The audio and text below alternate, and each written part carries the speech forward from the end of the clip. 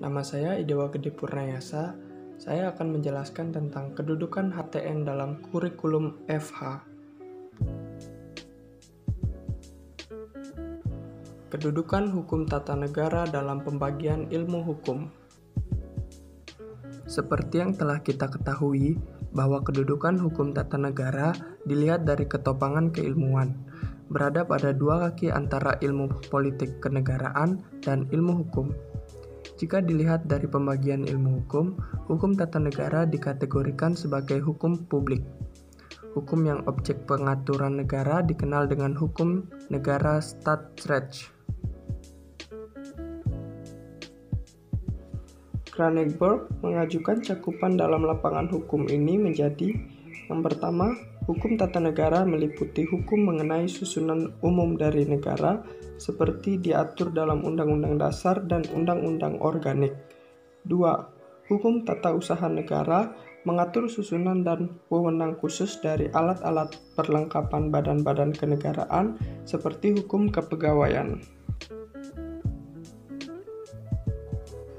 Untuk lebih jelasnya tentang kedudukan HTN sebagai hukum publik berdasarkan sistematika ilmu hukum dapat dilihat pada gambar di bawah ini. Pada bagian di samping ini perlu diperhatikan bahwa hukum negara, yaitu yang objeknya negara, terdiri dari HTN dan HTUN. Seperti yang telah dikemukakan bahwa untuk hal tertentu kedua lapangan hukum ini sulit untuk dibedakan, bahkan tidak dapat dipisahkan dalam kerangka studi hukum secara makro. Namun, dapat dikemukakan bahwa ciri utama dari HTN memuat norma-norma hukum yang mengatur tentang struktur organisasi negara dan mekanisme pemerintahan. Berbeda dengan kaidah hukum publik lainnya yang mengatur umum kaitannya masih dengan perilaku manusia dan hukum peradilan tata usaha.